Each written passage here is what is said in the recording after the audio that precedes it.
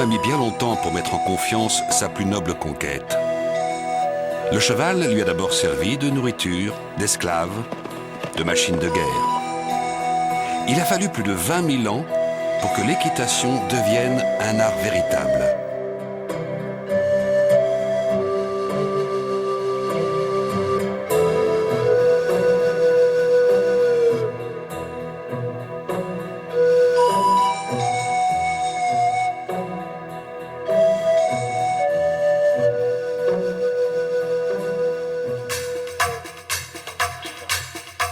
La première rencontre entre l'homme et le cheval fut une véritable mise à mort.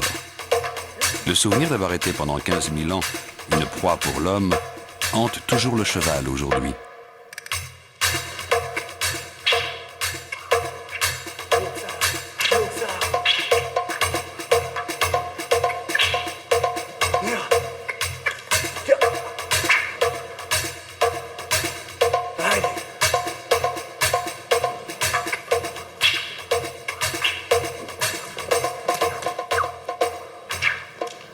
Dresseur de chevaux, cascadeur et conseiller équestre sur plus de 300 films, Mario Luraski a été formé à l'école du cirque, puis par un maître espagnol. Il a parcouru le monde pour découvrir les différentes équitations.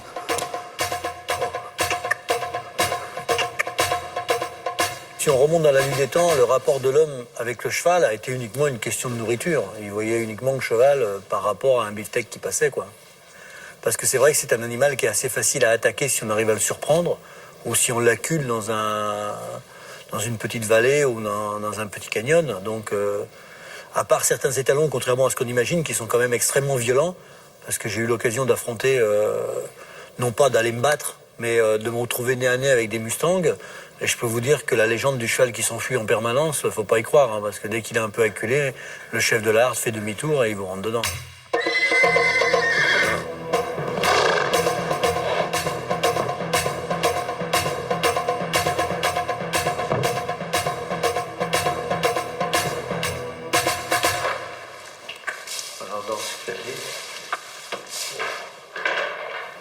Il faut leur augmenter les rations à ceux qui ont voyagé parce que dur.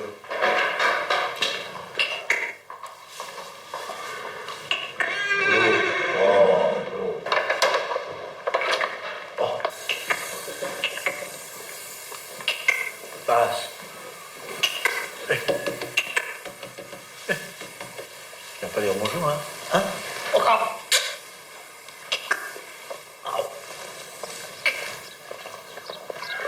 Comment a surgi chez l'homme l'idée de domestiquer le cheval? Fascinés et effrayés par cet animal puissant, nos ancêtres recouraient à des rites de possession pour tenter de maîtriser son énergie torrentielle et de conjurer sa fuite.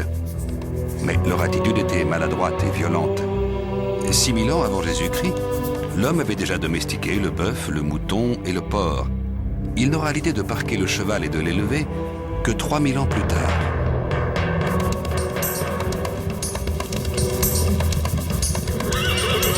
Cela s'est passé en Asie centrale, quelque part entre le massif de l'Altaï et la mer d'Aral.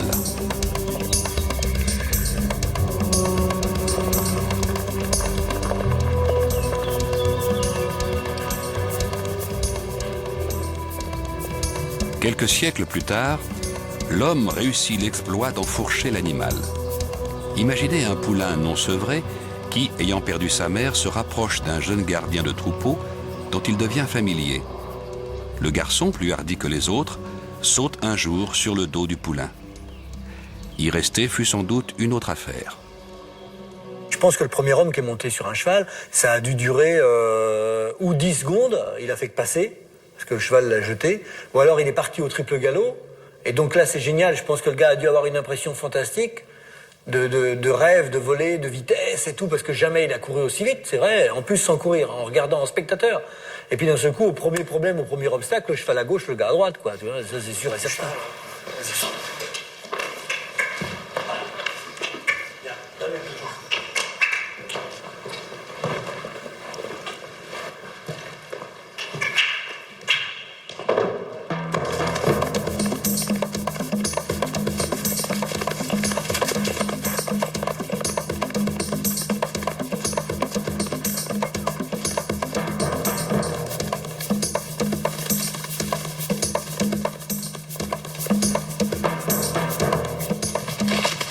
monter à cheval, au départ un simple jeu, provoqua une véritable révolution. L'homme allait désormais posséder un fabuleux auxiliaire de transport et de travail. Mais on était encore loin de l'art équestre véritable. Pour diriger un cheval avec un simple fil de cette façon, il faut déjà, au départ, avoir un cheval très très bien dressé à la rêne d'appui, parce que sans ça, ça ne fonctionne pas du tout, hein.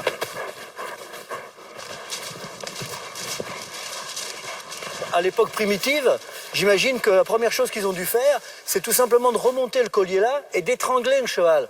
Parce que le meilleur moyen, c'est si on tire comme un fou furieux sur le fil en voyant les arbres défiler et en se disant ah, quand c'est que ça va arriver. Je pense qu'à ce moment-là, c'est lorsqu'on arrivait à étouffer le cheval qu'on pouvait avoir un tout petit peu d'arrêt. De là, à mon avis, au départ, il devait avoir sa massue, ça devait faire pa, va à gauche. Et ça devait faire pa, va à droite.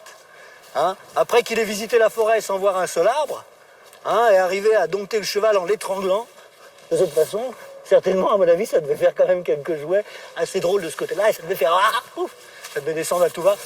Hop, mais...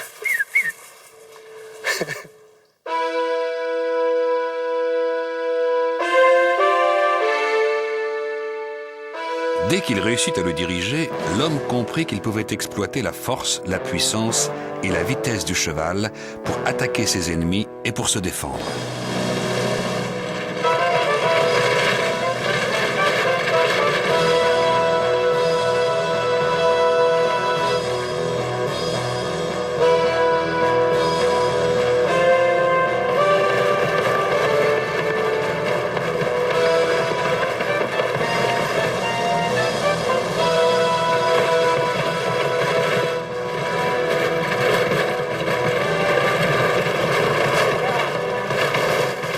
Cependant, le harnachement dont on disposait s'avéra bien trop rudimentaire pour le combat.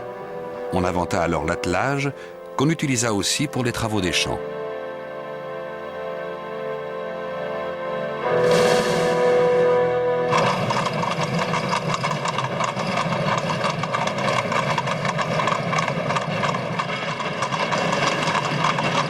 Les Chinois à qui l'on doit la roue ont probablement inventé le char de guerre, à moins que ce ne soient les Sumériens qui, 3000 ans avant Jésus-Christ, avaient déjà attelé des bœufs et des émiones. Sur les chars de combat, le meneur tenait les rênes tandis que l'archer, debout à l'arrière, décochait les flèches. Au début, ils ont dû casser du bois quand même, hein, parce que ça se fait pas. Ce qui nous paraît totalement évident aujourd'hui, puisqu'il suffit d'ouvrir un livre d'histoire sur l'équitation, et on se dit comment se fait-il qu'on n'ait pas compris ça avant. Je sais que personnellement, lorsque je ne savais pas mener une voiture attelée, mener à 2, mener à 4, mener à 6, ça me paraissait comme monter dans la lune, quoi. Et le jour où on m'a expliqué, et aujourd'hui je mène un attelage à 14 chevaux, ça me paraît d'une simplicité à mourir.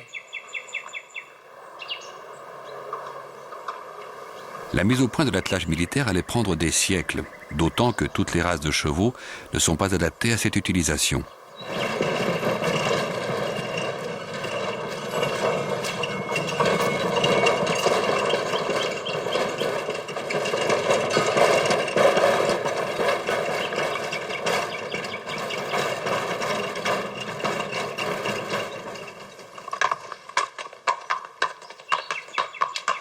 Alors la première conception de char, le gros problème que ça a été, c'est que comme on montait à cheval, donc ils ont imaginé que tout devait se régler par la partie haute ici. On avait un poteau que l'on appelait une balance qui se posait là. Et toute la tâche était faite avec une sangle autour du cou et une sangle autour de la taille. Le trait ici, tout ce trait-là qui allait jusqu'au char à l'arrière, lui n'existait pas. Mais lorsqu'on n'a pas de trait, que les chevaux sont posés simplement de cette façon-là et relayés en haut, au lieu d'être attachés devant, automatiquement ils s'ouvrent. Et là, ça devient un désastre. On perd 30% de la maniabilité. Le harnachement idéal pour les chevaux de trait n'a été découvert que bien tard. En Europe, on utilisait un collier de gorge qui, placé trop haut, étranglait l'animal et l'empêchait de donner toute sa force. Le collier d'épaule qui prend appui sur la poitrine n'est apparu qu'au Xe siècle. En plus, les chevaux, par le poids et par le mouvement balancier, finissaient par s'étrangler. On n'avait pas encore inventé la bricole, donc on se retrouvait avec cette espèce de faux collier, en fin de compte, qui allait que vers le haut au lieu de travailler sur les épaules. si on lit les récits de Jules César, il raconte que lorsque les chevaux galopaient longtemps, finissaient par s'étouffer.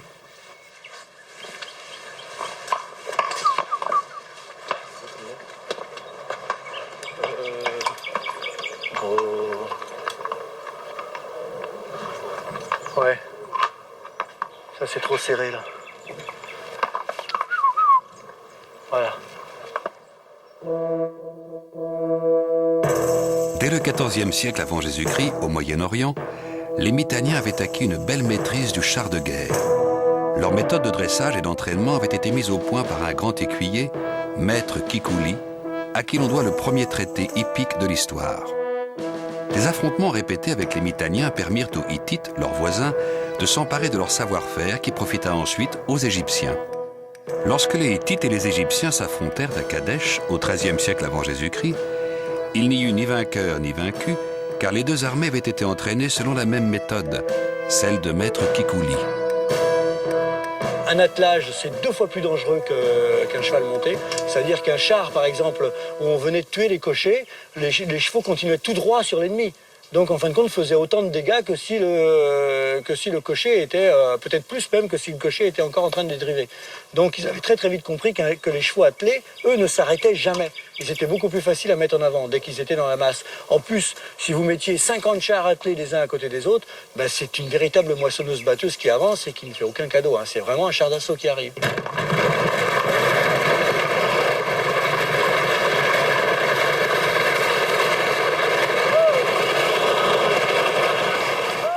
Si le char romain demeure inscrit dans la mémoire collective, c'est grâce au jeu du cirque, car les Romains ne sont jamais parvenus à se constituer une véritable charivari de guerre. 4 chevaux constituaient leurs attelages. 3 tiraient effectivement le char, tandis que le 4e le retenait dans les tournants pour l'empêcher de se renverser.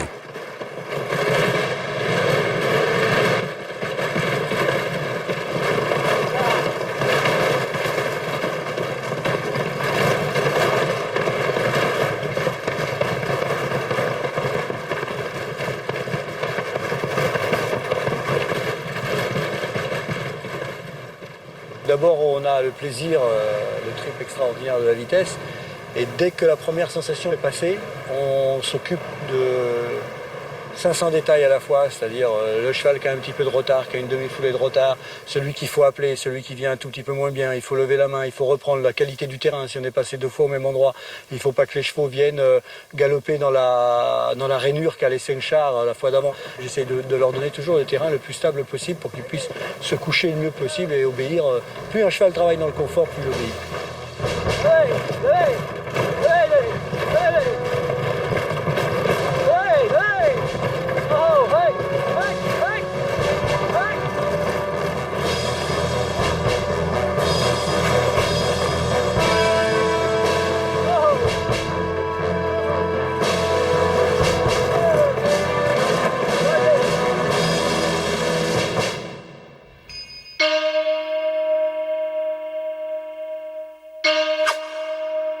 Devant les difficultés liées à la traction, certains peuples ont préféré améliorer la technique du cheval monté. 2000 ans avant Jésus-Christ, les Scythes inventèrent un instrument révolutionnaire, le mors.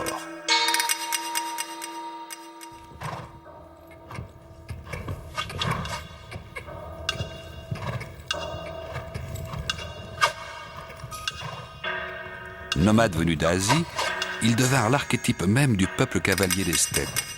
Ils vivaient toute la journée à cheval, mangeant, tenant conseil, dormant sur leur monture.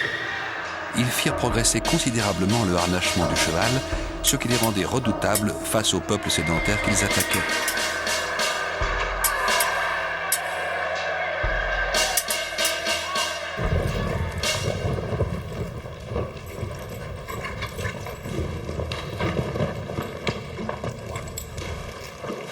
Un mort, ça amène surtout un contact direct avec la bouche. C'est-à-dire qu'on a un ordre direct sur une sensibilité où le cheval comprend que aïe, là ça fait mal. Au début ça peut faire mal, ça le dérange. Et puis après il comprend uniquement le contact parce qu'on